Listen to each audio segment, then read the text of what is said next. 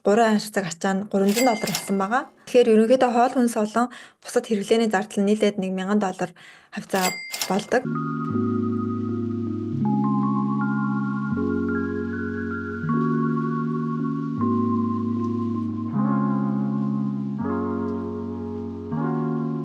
Сайн байцгаана уу? Future Japan Япон өдөрт төвийн. За шинэ season та бүхэнд хүрэхэд бэлэн болоод байна. За тэгэхээр Закан одоогоор Америкт амьдарч байгаа. За тэгээд ирээд ойролцоогоор 1 жил хагас болсон байна.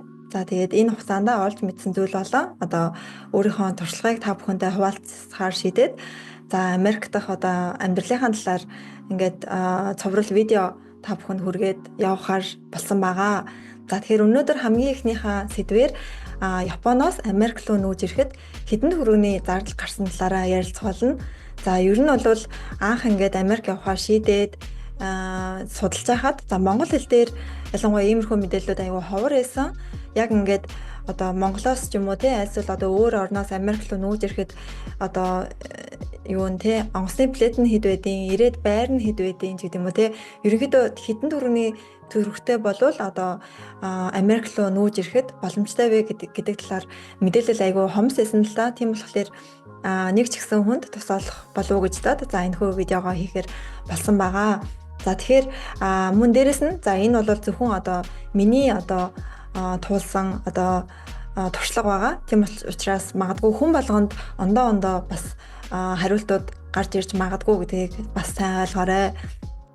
За эхлээд визний талаар ярих гэж бодож байна. За визний төлбөр бол аль ч орноос мэдүүлсэн $185 байж байгаа. За энэ нь болохоор оюутан болон аялын виз нь бол адилхан хүний $185 Америк доллар байж байгаа. За визний талаар гэх юм бол за би жил хагасын өмнө бол нөхөр хүүхдтэйгээ цуг ингээ гуруулаа ирж исэн. За тэг хамгийн анх хэрэгтэй бол аялын визээр ирж исэн байгаа. Тэгээд аялын визээр бол хүний $185. За тэгээ 3 хүний $555 элчинд Америк элчинд за төлсөн гэсэн үг. За хэрвээ одоо оюутны виз ч юм уу тий альсвал одоо өөр ажлын виз энэ төр байх юм бол бас энэ дээрээс нэмэгдээд CVS төлбөр энэ төргээд бас нэмэлт төлбөрүүд авдаг байгаа.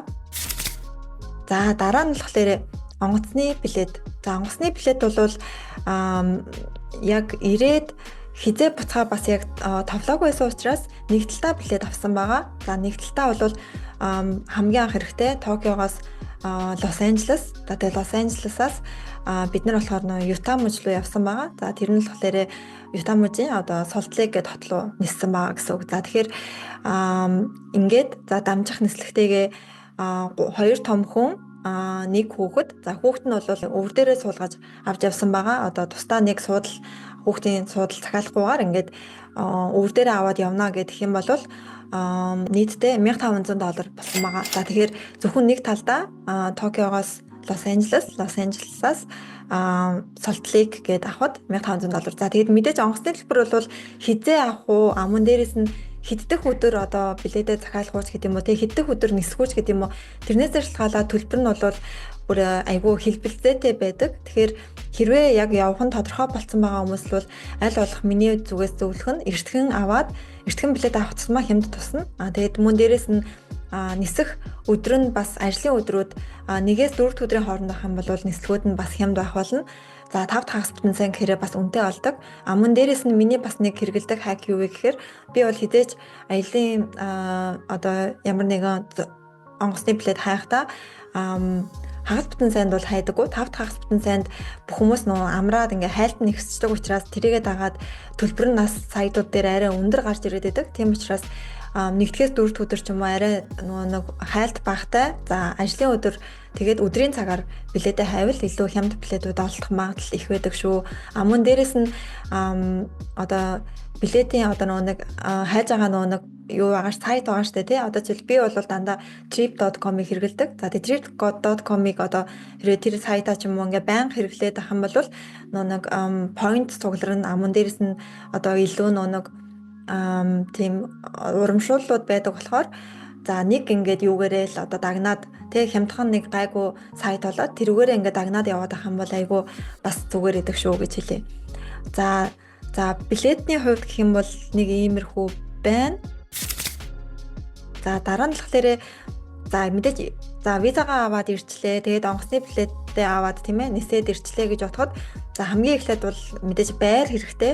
За байран дээр бол за бид гурав яасан бэ гэхээр хамаатнтай ирсэн. Тийм учраас байрны төлбөр бол гараагүй байж байгаа. За тэгтээ сонирхуулаад хэлэхэд Америкт бол 3 ам бүл амьдрахад за дор хаяж бол one bedroom буюу 2 өрөө байр түрээслэх шаардлагатай болно.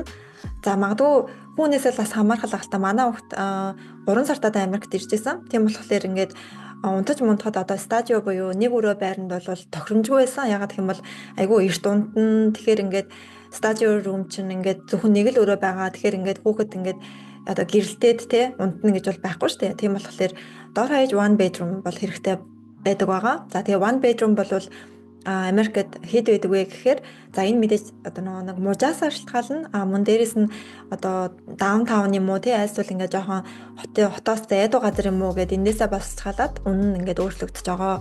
За дундажлаад хэлэх юм бол тий за жишээлбэл одоо энэ төвийн мужуудаар за одоо хотынхон төвөөс 30 минутын зайтай машинаар явах зайтай байр one bedroom Truislia гэх юм бол ойролцоогоор $1500 эхэлж байгаа.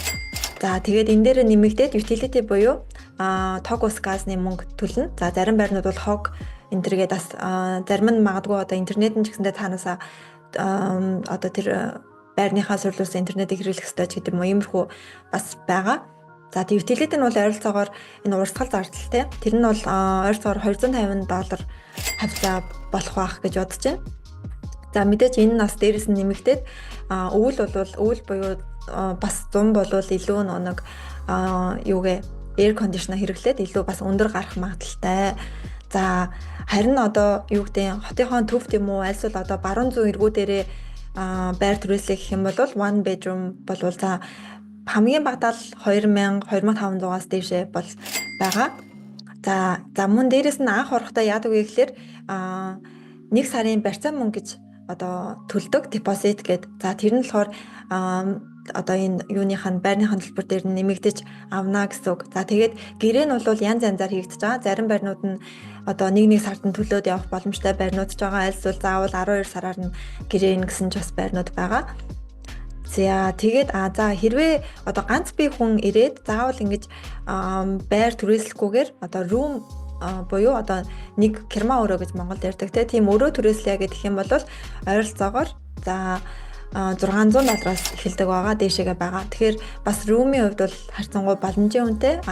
Тэгээд дээрэс нь одоо саяны хэлсэн utility буюу тог ус газны мөнгө нь ихэвчлэн энэ room-ийн төлбөр дотор нь орсон байдаг. Тэгэхээр одоо зөвхөн энэ рентийнхаа буюу энэ юуныхаа төлбөрийг түрээсийн төлбөрийг төлөө яваад хахад боломжтой байдаг. За мэдээч энэ одоо керма өрөө нь бол баруун зүүн эрэг болон сая би хэлсэнтэй нөгөө нэг хотынхоо төвлөө хэрэг болоод ирэх юм бол бас үнэн нь өсөөд явдаг байгаа. За байрны хувьд гэвэл нэг иймэрхүү байна. За тэгээд сая хэлсэнтэй бид гурав болвол ирээд азтай байж тараад за тэгээд хамаатны да ингээд хэсэг амьдарч исэн болохоор байрны төлбөр бол гараагүй байгаа. Америкт ер нь машингүй байна гэх юм бол аюу хэцүү л дээ. Тэгтээ одоо Нью-Йорк ч юм уу одоо тий нийтийн тээвэр сайн хөгжсөн газар бол машингүй байсан ч гэсэн болох бах. Гэхдээ ер нь бол баг ялангуяа хүүхдтэй айлууд бол машингүй байх юм бол маш хэцүү. За тэгээд машин ирээд авах хэрэг болсон. За тэгээд авахдаа түрүүн визэн дээр хэлжсэн. Бид гурав анх эрэхтэй яг нэг ямар одоо юу гэдэг цаашаад амьдрах уугүй юу гэдгээ бас шийдээгүй байсан болохоор юу ч гэсэн ингээд очиод үзье гэсэн байдлаар ирсэн болохоор юугээ анх бол нөө машин авал за хамгийн одоо хямдхан машин аваад төр зүртээ унжаагаад за тэгээд одоо хэрвээ харна гэх юм бол тэрийг ингээд одоо зараад ч юм уу тий явъя гэж бодсон. За тэгээд машинд бол тийм их мөнгө өрмээргүй байсан болохоор хамгийн одоо нөө хямдхан машиныг Facebook-ийн marketplace-ээс хайжгаад тэгээд 2007 оны Prius олсон байгаа. За тэгээд энэ Prius болохоор $3300 авсан байгаа. За энэ бол үнэхээр хямдхан авсан. Тэгээ ер нь бол ингээд яг Facebook-ийн marketplace дээр ч юм уу одоо өөр интернетээр энэ төр айгу хямдхан машинууд байдаг. Гэхдээ машин авахдаа нэг зөвлөх юм нь маш сайн судалж авахгүй болохгүй. Ягаад гэх юм бол тийм одоо хямдхан хувь хүнээс ялангуяа авч байгаа болохоор те нөгөө буцах одоо нөгөө хаяг байхгүй. Тийм учраас ингээд дараа нь хэрэг эвдрэл гэмтэл ч юм уу те ямар нэгэн асуудал гарвал нөгөө буцаад холбогдох одоо тийм хүм байхгүй болчих учраас жоохон тийм баталгаагүй байдаг. Харин дилерээс авах юм бол мэдээж илүү үнэтэй байна. Гэхдээ онцлогоо энэ төр нь ингээд хийгдсэн байгаа. Тийм учраас бол дилерээс авах юм бол илүү бас чанартай болоо гэж бодож байна. За тэгээд $3,300 плюс аваад за тэгээд даатгал бас заавал авах хэрэгтэй. За тэгээд энэ даатгалнаас яг адилхан мужаас шалтгаалаад ондоо байдаг. Мөн дээрээс нь одоо ямар даатгал авах вэ те? Одоо жишээлбэл ямар нэгэн осол гарлаа гэхэд зөвхөн нөгөө одоо машина cover хийх юм уу? Те одоо нөгөө машинаа одоо засч өгөх юм уу? Айлсвал ингээд бас давхар ингээ өөрийнхөө машиныг гэсэндээ бас засуулах юм уу ч гэдэг юм уу те. За манай машины хувьд гэх юм бол зөвхөн одоо ямар нэгэн осол гэмтэл гарах юм бол аваар гарах юм бол нөгөө машинаа одоо cover хийх тийм даатгал авсан байгаа. За тэгээ энэ нь бол за мужаасаа шалтгаалаад тэрөө маш хямдхан байсан. Сарын $50 хавцаа тусч байсан. За дараа нь болохоор ачааны талаар ярих гэж бодож байна. За мэдээж одоо Японоос ингээ Японд одоо амьдарч исэн одоо тий байр юу гэдэг одоо бүх хэд хогшил бүх юмаа ингээд одоо цэгцлээд нүүж ирж байгаа болохоор бас нэлээд хачаа бас байсан. Мөн дээрээс нь хүүхэдтэй байсан учраас за хүүхдийн бас одоо хувц хэрэглэлч гэдэг юм уу тиймэрхүү юмнууд бас нэлээд байсан. Тэгээд анх ингээд онгоцоор нисэж ирэхдээ бид 23 кг-аар 3 ингээд ачаа чимдаантай ирсэн ч гэсэндээ тэрэнд бол яавч ингээд 3-ны одоо ачаа бол багтаагүй. За тэгээд тийм болохоор Japan Post гэдэг Япон шуудангаар нийтдээ 3 арцаг ачаа усан онгоцоор наашаа нь явуулсан байгаа. За тэгээд энэ бол 3 арцаг ачаа нь $300 болсон байгаа. За тэгээд нэг хайрцаг нь ойролцоогоор 10-аас 15 кг жинтэй байсан. За тэгээд усан онгоцонд ингээд хийсэн болохоор мэдээж ачаа нь айгүй удаан ирнэ. Мөн дээрээс нь одоо тэр ачаандаа муудах ч юм уу те ямар нэгэн ингээд алга болчвол одоо юу гэдэг үн цэнтэй зүйл ч юм уу тиймэрхүү юмнуудаа ерөөсөө хийж болохгүй. Яг л ингээд одоо бид нар ингээд бид гурав болохоор 8 сард Японоос Америк руу явсан болохоор өвлийнхөө хувцснуудыг яг ачаанд усан онгоцонд хийгээд явуулсан байгаа. Тэгэх юм бол яг очоод яг 3 сарын дараа өвлийнхөө хувцснуудыг яг ингээ аваад яг таарах юм байна гэсэн тэр яг амар онсон. 8 сард ачаагаа явуулаад бид гурийн ачаа 11 сар гэхэд ирсэн. За тэгээд энэ бас айгүй зүгээр санагдсан. Тэгээд ер нь бол нэг ачааны $100 гэдэг чинь айгүй хямдхан. Ялангуяа ийм улс хоорондын тэрвэрлэлтнэр бол айгүй хямдхан тусч байсан. Гэхдээ нэг юм нь болохоор цаг айгүй их орно. Мөн дээрээс нь муудах ч юм уу те ингээд удаан хугацаагаар контейнерт явж байгаа болохоор тиймэрхүү зүйлээсээ тогшлоо хийх боломжгүй байгаа. За дараа нь болохоор эрүүл мэндийн даатгал байгаа. За эрүүл мэндийн даатгал бол Америкт бас заавал авахгүй болохгүй. Тэгэхгүй бол хэрвээ эмнэлэгт үзүүлнэ гэх юм бол маш өндөр төлбөр гардаг байгаа. За тийм учраас энэ бас эрүүл мэндийн даатгал нь яг нөгөө машины даатгалтайгаа адилхан аль мужид амьдарч байгаа. Мөн дээрээс нь өөрөө хідэн настай хүн мөн дээрээс нь тамхи татдаг ч юм уу татдаггүй энэ төргээд тэрнээс шалтгаалаад үнэн нь бол янз байгаа. Тэгтээ ер нь дунджаар бол хүний за хямдхан нь бол $150 эхэлж байгаа нэг хүний. За тэгээд энэ даатгалаа авах юм бол дараа нь ингээд эмнэлэгт үзүүлэхэд даатгал нь одоо хөнгөлөөд за тэгээд өөрөө одоо яг төлөх тэр төлбөр нь бол айгүй бага гардаг гэсэн үг.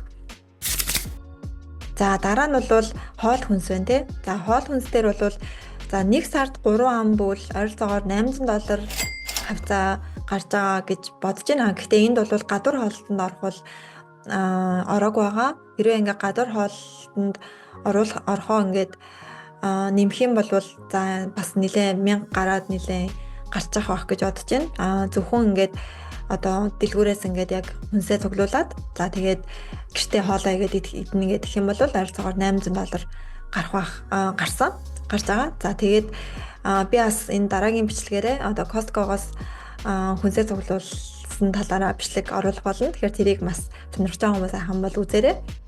За дараа нь болохоор бусад хэрэглээний зардал гэж байна.